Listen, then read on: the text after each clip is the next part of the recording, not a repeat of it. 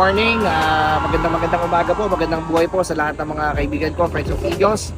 It is so nice to see you again, and we're having this one-time, big-time project here at NCR3. It's gonna be a regional project. Tayo po ay mamimigay ng tulong, hindi man po pinansyal, hindi man po kung ano. Tayo po ay magbibigay ng relief goods para po sa mga nasunugan po sa Recto. Mamimigay po tayo ng bigas, pagkain, yero, at iba't ibang tulong na galing po sa NCR3. So dito po tayo, gamit po natin ng mapagmahal bus. Nakikita nyo po sa ating likod. So kaya ang pangalan ng bus natin?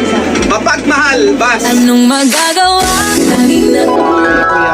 Magtitipon at magsasama para po sa isang malaking proyektong panlipunan na gagawin po natin ngayong umaga. So ito pong bus natin, na alam naman po natin na ginagamit po ito ng buong Luzon. Isa itong proyekto ng inyong lingkod at ang matatag Genesis Eagles Club. At ito po ginagamit natin linggo-linggo sa pagbibigay ng tulong sa kapwa. Ito po ginagamit natin pang libreng sakay, naghahatid ng kung ano-anong tulong sa buong sa saan mang sulok ng Luzon. So ito po tayo, hintayin nyo po ang mga susunod na kabanata. Tayo po magbibigay ng tulong sa REC.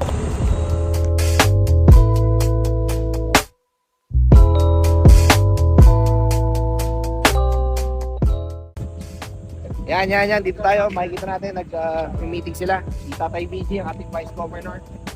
Tay, out, Tatay Vice Governor, Kuya Maro Manof, One Year Eagles Club, Kuya Harold, Rick Maharlika Eagles Club, dito tayo, Ate Juliet, ang ating news na naka-two-piece, Taloya Eagles Club, out,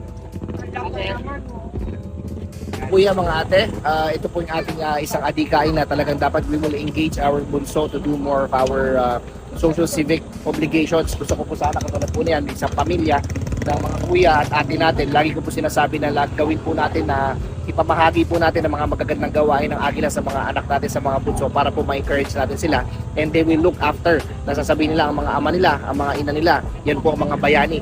Instead of looking at other heroes and other fictional characters, iiduluhin po nila ang ating mga magulang, dahil tayo po ang totoong mga bayani ngayon dahil sa pagtulong sa kapwa. So ito po, tara na, let's go! Dito, basta riders tayo, tara. Yun, makikita nyo, ito po ang motor ng ating presidente ng Manila Maragtas. So, makikita nyo, napakaganda ng motor niya, Ito po ang ginagamit ko dati para sa, nung ako po yung nag-deliver. So, ganda, parang kuya, panchiks, Ito pong may-ari po nito, for the information po ng mga kaibigan ko dyan, ng mga followers ko, yung may-ari po nito ay sadyang loyal po sa kanyang asawa. Yan po ang presidente ng Manila Maragtas. Ang mga marunong po, yung mga bumbero, mga volunteers, pagkatiwalaan nyo po sa mga asawa yan. Sila po ay loyal at hindi marunong sa kabilang bahay. Yan po ang Agila.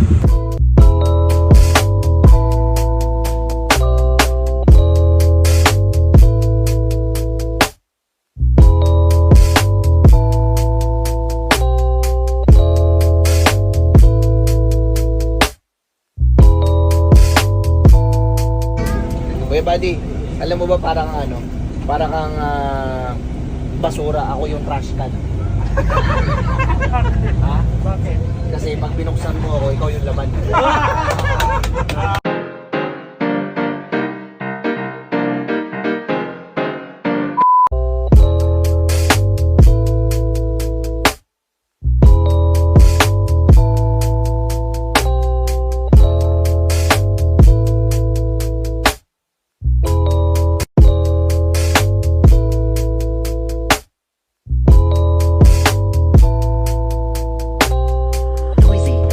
Kuya, ate Bunso, may sabihin, sa kaisip din po tayo ng isang proyekto. Ito po, pamimigay po natin ng mga super kalan para po sa mga nasunugan. Lahat po ng mga wala pong ways para makapagluto, ito po ay namimigay po tayo. So, abangan nyo po yung mga susunod na video.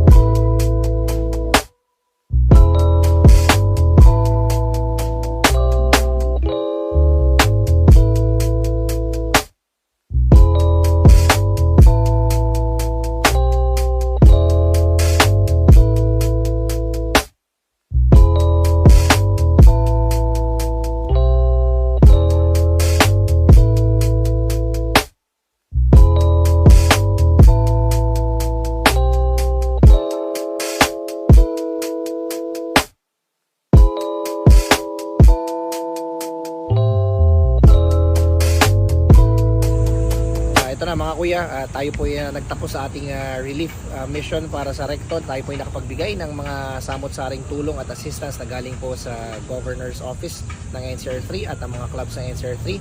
Kasama po ang buong Luzon sa achievement po natin na ito na naibigay po natin ang tulong natin sa mga nasunugan sa parte ng Recto, Maynila.